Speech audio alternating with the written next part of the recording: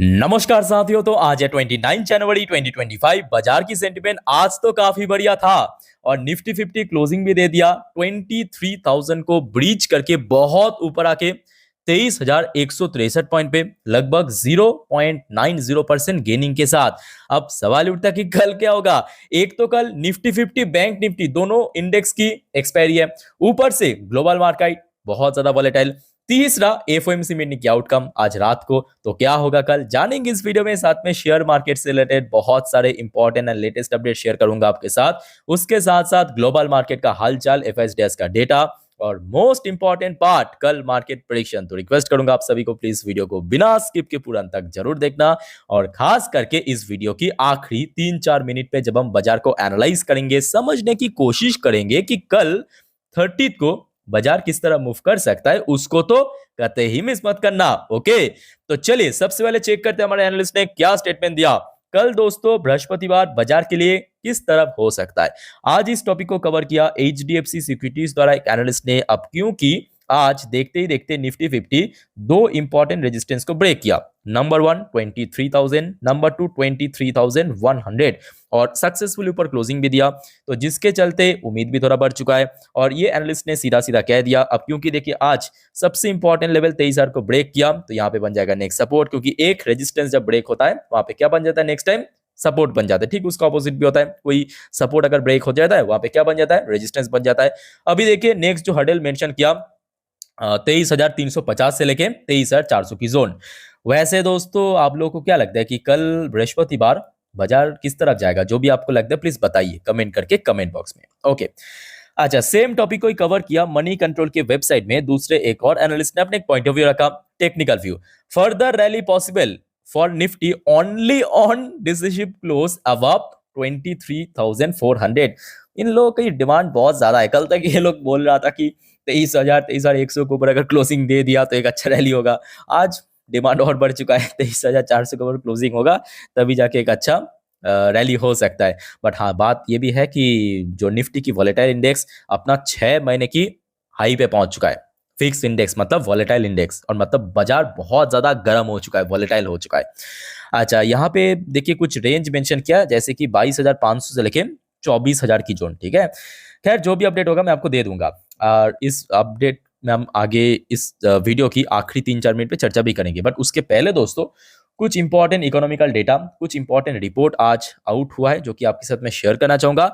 आप लोग थोड़ा पेशेंसली इसको देखिए और समझिए। ठीक है, सबसे वाला इंपॉर्टेंट अपडेट, भारत की रेगुलेटरी बोर्ड यानी सेबी की तरफ से SEBI cancels registration of 4 stock broker. तो यहाँ पे कुछ रूल्स एंड रेगुलेशन को वायलेट करने के कारण देखिए ऐसा कोई बहुत इंपॉर्टेंट नहीं है, मतलब बहुत वो जो होता है ना प्राइमरी कोई ब्रोकर नहीं, एकदम छोटे मोटे। आप देख सकते हो, नाम भी देख सकते हो। आई थिंक आप में से बहुत सारे निवेशक इसका नाम पहली बार सुने होंगे। जीएससीएम टेक्नोलॉजी, उसके अलावा इन्फोटेक पोर्टफोलियो, अच्छा इसका। उसके बाद देखिए सननेस कैपिटल इंडिया, उसके अलावा देखिए ये सिंगल विंडो सिक्योरिटीज। ठीक है, तो ये चारों जो है इसका रजिस्ट्रेशन कैंसिल कर दिया। तो ये सबसे important update. Next important update, RBI की तरफ से एक बहुत इंपॉर्टेंट डेटा पब्लिश किया गया। डिजिटल पेमेंट मतलब यूपीआई, ठीक है, डिजिटल पेमेंट राइज 11.1% एट सितंबर 8 2024। तो मतलब सितंबर तक 2024 की सितंबर तक, मतलब नवंबर अक्टूबर नवंबर दिसंबर को छोड़ के, मतलब जो 2024 की पहले 9 महीने पे 11.1% के आसपास दोस्तों ग्रोथ हमें देखने को मिला डिजिटल पेमेंट सेक्टर के ऊपर, मतलब यूपीआई के ऊपर। ठीक है, तो अपने आप में बहुत अच्छी बात है। और नेक्स्ट देखिए कुछ इंडिविजुअल कंपनी की शेयर से जिसके ऊपर अपडेट है, जैसे कि वाटेक वबाक, नाम तो आपने सुना होगा। Basically company water solution, water treatment के ऊपर काम करता है।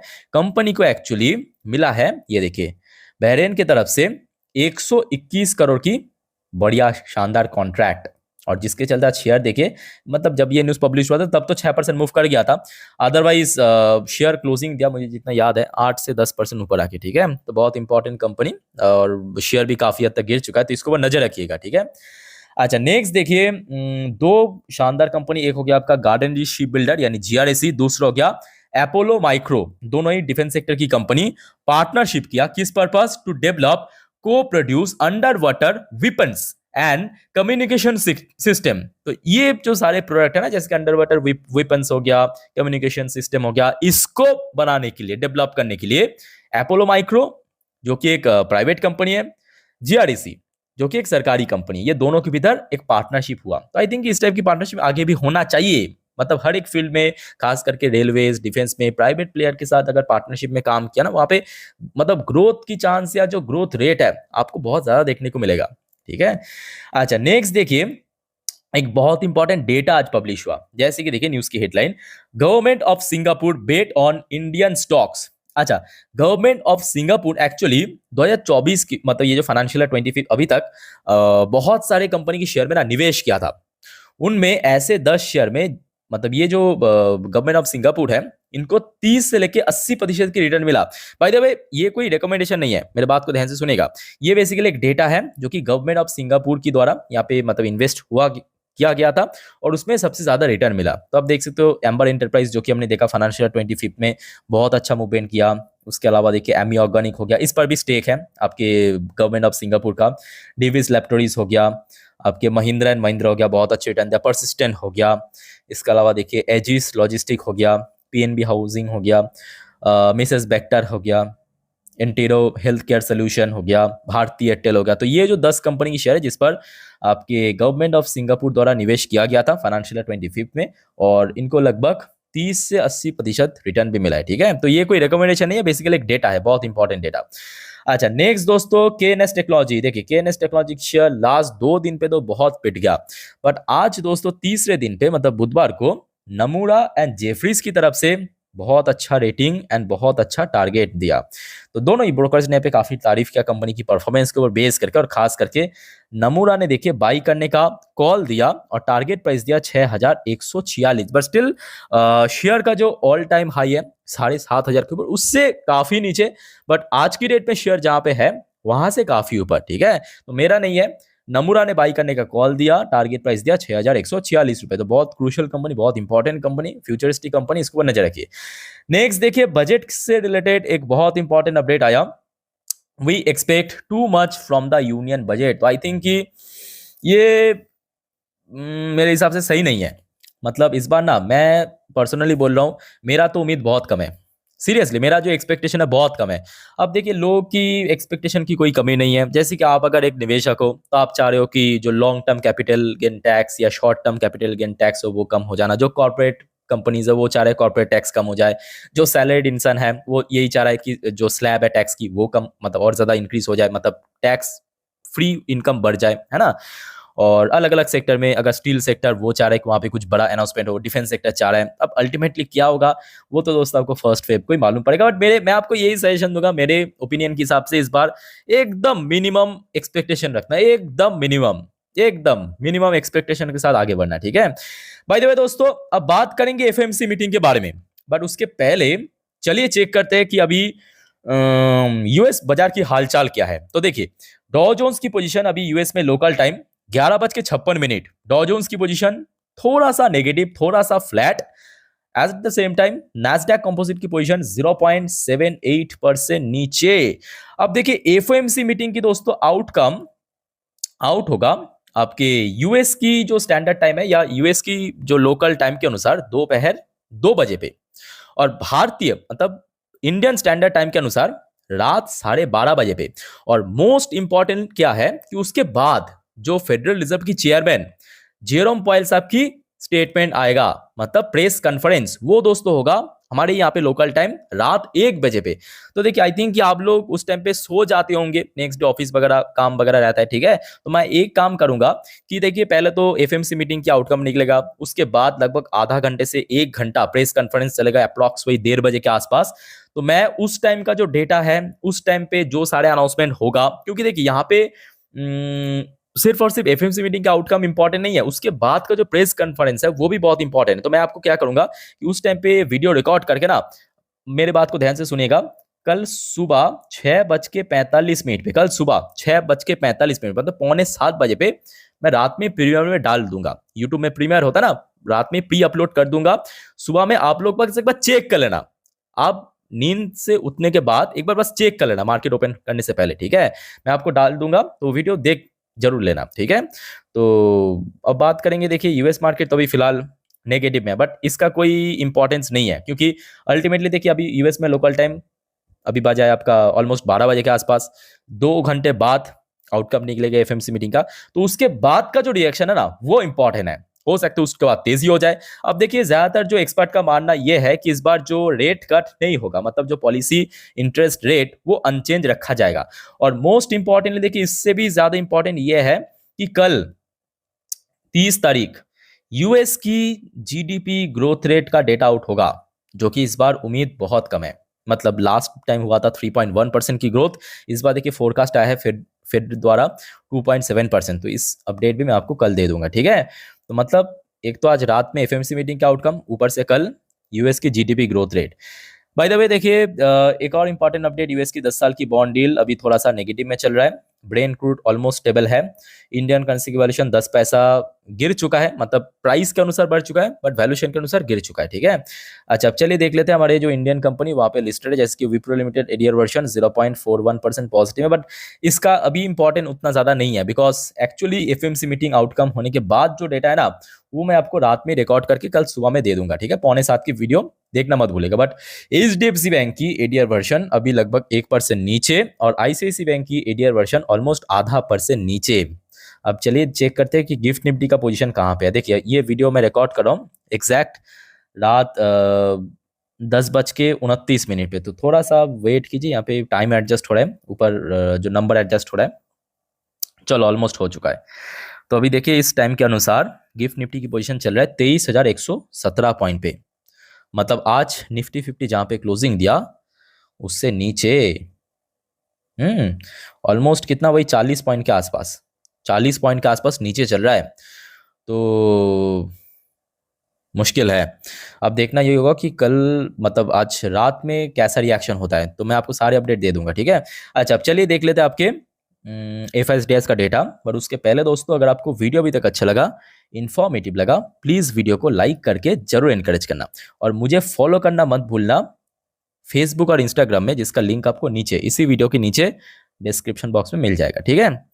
बिकॉज वहाँ पे मैं जितने भी इंपॉर्टेंट इकोनॉमिकल डेटा रिपोर्ट वगैरह आउट होता है ना, वहाँ पे मैं शेयर कर देता हूँ फटाफट स्टोरी के थ्रू। बाय द वे आज डीआईएस द्वारा खरीदारी देखने को मिला 1,792 करोड़ की शेयर नेट वैल्यू, और एफएस ने आज सेल किया, स्टिल सेल कर रहा है 2,586 करोड़ की शेयर, ठीक है। और बाकी बात करें देखिए अभी मिडिल ईस्ट की तरफ से बहुत इंपॉर्टेंट अपडेट नहीं है। नॉर्मली जो अपडेट आया है कि Israeli PM Netanyahu white house में मुलाकात करेंगे प्रेसिडेंट ट्रंप के साथ नेक्स्ट वीक पे, और TA35 आज थोड़ा सा गेनिंग के साथ क्लोजिंग दिया। अब चले मैं आपको मार्केट एनालिसिस वाला पार्ट के ऊपर लेके चलता हूं।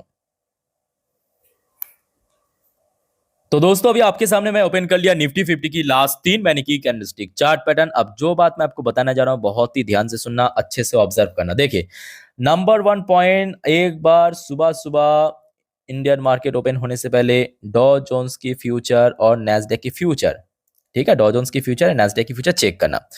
दूसरा बैंक निफ्टी के ऊपर नजर रखना, बिकॉज कल निफ्टी 50 के साथ साथ बैंक निफ्टी का भी मंथली एक्सपायरी है।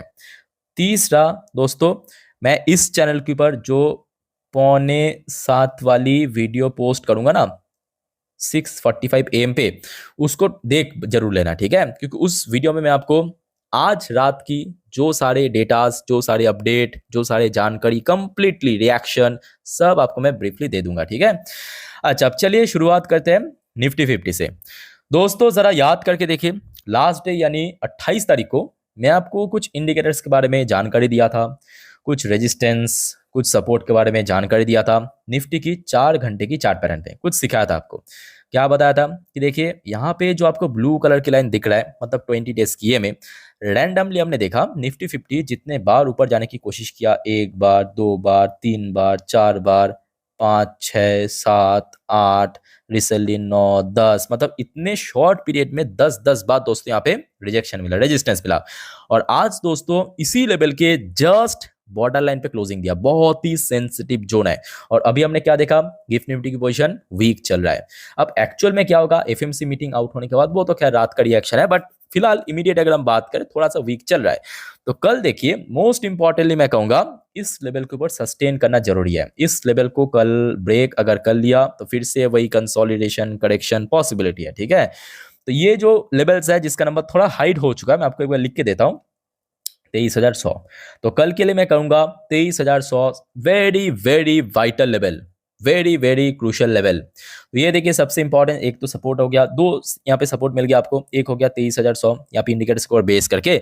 अगर इनकेस ये लेवल टूट गया तो नीचे की तरफ 23,000 की सबसे इंपॉर्टेंट जो साइकोलॉजिकल सपोर्ट लेवल वो होगा, ठीक है। अब बात करेंगे ऊपर की तरफ रेजिस्टेंस कहाँ पे। सपोज मान लीजिए कल एक अच्छा रिकवरी हो गया तो ऊपर कहाँ पे रेजिस्टेंस मिलेगा, उसके लिए मैं आपको वन डे की चार्ट पैटर्न दिखाता हूं। देखिए वन डे की चार्ट पैटर्न के अनुसार यहाँ पे आपको जो वन डे की चार्ट पैटर्न, ये पहले वाला था 4 घंटे की चार्ट पैटर्न, तो यहाँ पे आप देख सकते हो जो 20 डेज की एमए जिसका नंबर आपके सामने कौन 23,350 पॉइंट। तो कल दोस्तों दूसरा जो मतलब यहाँ पे ऊपर की तरफ अगर मूवमेंट दिया 23,350 के आसपास एक बहुत इंपॉर्टेंट रेजिस्टेंस है। तो मैं आपको रेजिस्टेंस समझा दिया, सपोर्ट समझा दिया। अब बात करेंगे बैंक निफ्टी। अब जरा सोच के देखिए कल मैं आपको बैंक निफ्टी के बारे में क्या कहा था, क्या कहा था, ये जो 20 डेज की एमए है ये नेक्स्ट रेजिस्टेंस, और आज देखिए कहां पे बैंक निफ्टी रुक गया, इसी रेजिस्टेंस पे ही। रेजिस्टेंस मिला वहीं पे क्लोजिंग दे दिया। तो आज ना केवल निफ्टी 50 की, उसके साथ साथ बैंक निफ्टी की क्लोजिंग भी बहुत ही सेंसिटिव जोन पे हुआ, ठीक है। तो कल मैं कहूंगा बैंक निफ्टी के लिए जो सबसे वाइटल टास्क रहेगा कैसे भी करके 49,100 के ऊपर सस्टेन करना। अब ऊपर से कल बैंक निफ्टी की मंथली एक्सपायरी है, बहुत बहुत इंपॉर्टेंट है ना। खास करके एफएनओ सेगमेंट को रूल बदल जाने के बाद मंथली एक्सपायरी बैंक निफ्टी पर काफी प्रेशर पड़ता है, ठीक है। तो कल ये लेवल पे टेस्ट होगा, अदरवाइज नीचे की तरफ जो सपोर्ट लेवल वही लगभग 48,500 के आसपास पहुंच सकता है, जो कि इसके पहले कुछ समय के लिए सपोर्ट दिया था। बट अगर सस्टेन हो गया तो आई थिंक कि फर्दर 50,000 के आसपास मूव कर सकता है, ठीक है। तो देखिए ये सारे जो रेजिस्टेंस एंड सपोर्ट मैं आपको अच्छे से समझा दिया। कोई शक है, कोई डाउट है, प्लीज़ बताइए कमेंट के थ्रू। और दोस्तों आप सभी को मैं बार बार रिक्वेस्ट करूंगा, आज रात में जो वीडियो मैं रिकॉर्ड करके कल सुबह 6:45 पे पोस्ट करूंगा इसी चैनल के ऊपर आपको मिलेगा, रात में ही मैं डाल दूंगा प्रीमियर पे, सुबह आप देख लेना 6:45 पे आ जाएगा, पब्लिश हो जाएगा, मिस मत करना उसको, ठीक है। तो फिलहाल इस वीडियो को वाइंड अप करता हूँ, मिलते हैं नेक्स्ट वीडियो पे, टेक केयर, बाय बाय, जय हिंद।